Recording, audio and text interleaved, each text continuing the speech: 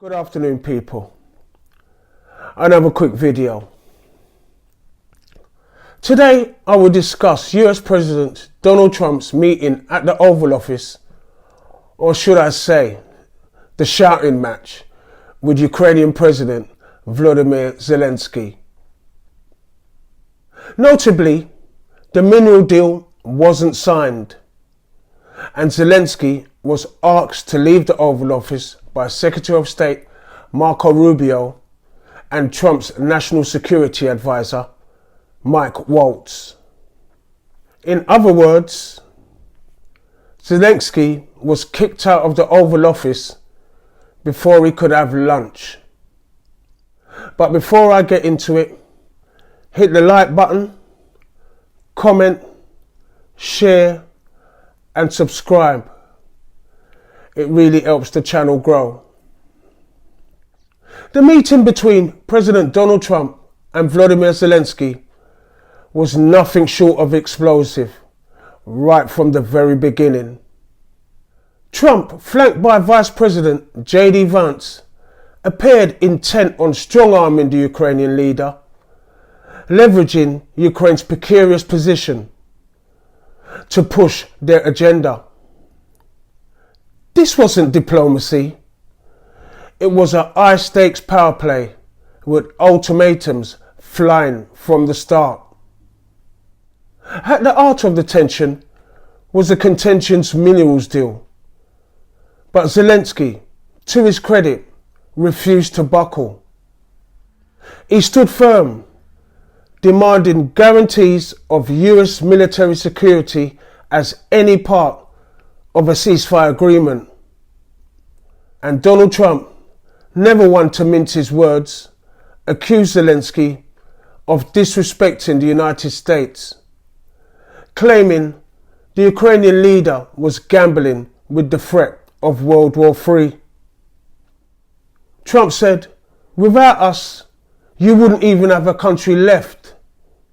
The tone was less like a negotiation between world leaders and more like a scolding session, with Trump and Vance seemingly talking down to Zelensky as if he was a defiant child. Yet, despite the pressure, Zelensky held his ground, proving that even in the face of overwhelming force, resilience can speak louder than threats. The meeting then descended into chaos as tensions reached boiling point. JD Vance, visibly agitated, interjected with a biting remark. "Have you even said thanks for what we've done?" The atmosphere, already charged, erupting into a full-blown shouting match. President Trump dominated the conversation, cutting Zelensky off repeatedly, refusing to let the Ukrainian leader finish a single thought. It was a spectacle of power dynamics gone awry, playing out in the real time for the world to witness. But the disrespect didn't stop there. Vance, seemingly intent on humiliating Zelensky, took a cheap shot at his appearance, asking, "Do you even own a suit? Why have you turned up at the White House looking like that?" The comment was less of a question and more a deliberate attempt to belittle a leader already under immense pressure. It wasn't just condescending, it was borderline bullying. Zelensky, however, refused to be cowed. With a steely composure, he fired back. "I have a suit, and I'll wear it when the war is over. Maybe even better than the one that you're wearing." His response was sharp, dignified, and a stark reminder that even in the face of intimidation, Zelensky remained unshaken. Let's talk about the double standards though. Elon Musk, the billionaire tech mogul, has famously strolled into the Oval Office in casual attire, jeans, t-shirt and baseball cap, without a hint of criticism or scrutiny. Yet when Volodymyr Zelensky, a wartime leader grappling with the survival of his country, arrives in practical, understated clothing, he's met with condescending remarks about his appearance. The focus on Zelensky's attire wasn't about dress codes or protocol. It was a deliberate attempt to undermine and belittle him. In the past, traditionally sensitive negotiations like these would take place behind closed doors, with leaders thrashing out the details in private and presenting a united front or a finalized agreement to the public. But in this case, the meeting felt less like diplomacy and more like a spectacle, playing out like a reality TV show for the world to consume. What's the reason for this? It's a reflection of the era we're in, where politics and the media are deeply intertwined, and public perception often takes precedent over private resolution. President Trump is a master of media manipulation, and spectacle seem to lean into this dynamic. And his comment at the end of the meeting didn't go too well, but it's good for television, says it all. For him, the drama, the tensions, and the theatrics are as important as the substance, if not more so.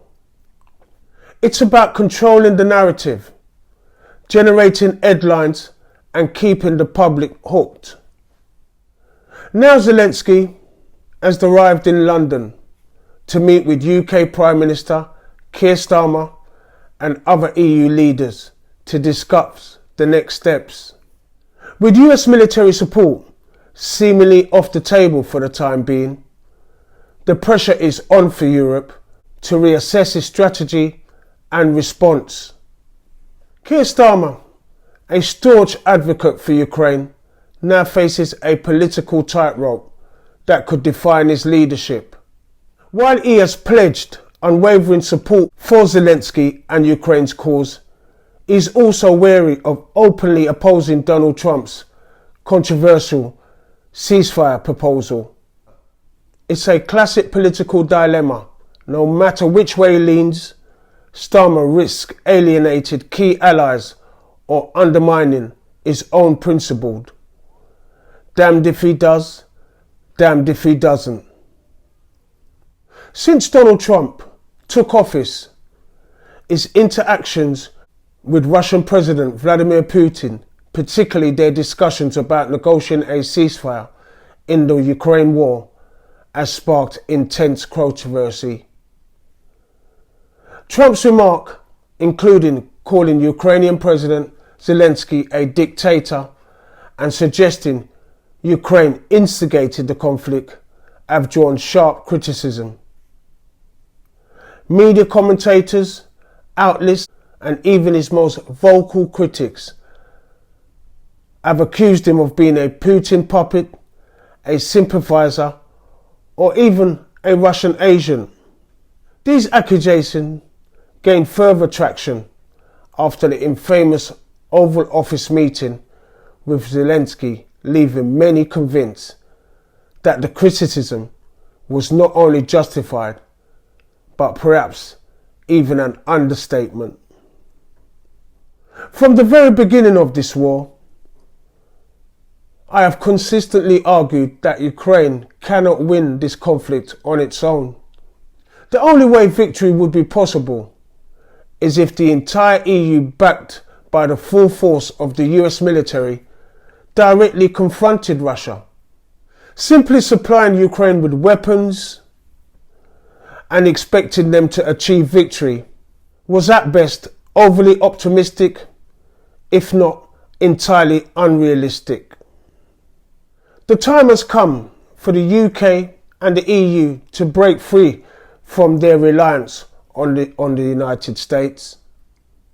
European nations must significantly increase their defence spending to ensure their own security and stop depending on the US military. This urgency has only grown under Donald Trump's administration, which has made it abundantly clear the EU is on its own when it comes to Ukraine.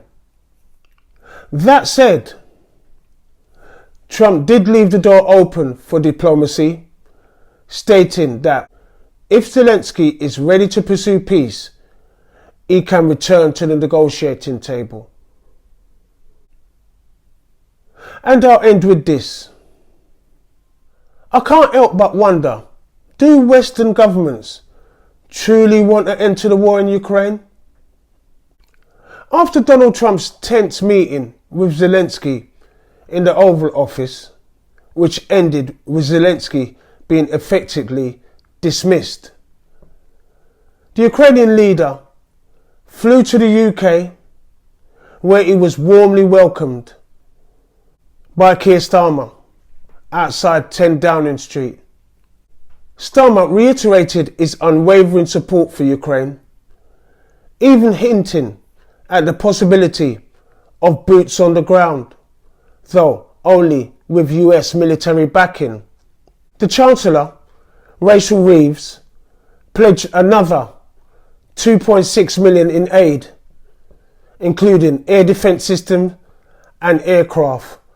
But the crowning moment came when Zelensky met with King Charles at Sandringham, where the monarch expressed his solidarity with Ukraine. I'm sure these developments didn't sit well in Washington. Not everyone was on board with the idea of Trump making a state visit, and given his reputation for holding grudges, I wouldn't be surprised if he decides not to come at all. Let's face it, Trump doesn't strike me as the type to settle for sloppy seconds. If he feels slighted or undervalued, he's more likely to walk away than to play along. And in my view, this war is far from over. With more European nations getting involved, the conflict is only likely to escalate. And let's not forget, President Trump was actively seeking a peaceful resolution, even though his approach, particularly his handling of Zelensky, could have been more diplomatic. Still, his intent was clear. He wanted peace. Whether that's achievable now, given the current trajectory, remains to be seen. But thanks for watching, and don't forget to share, comment, like and subscribe. Until the next one, out of here.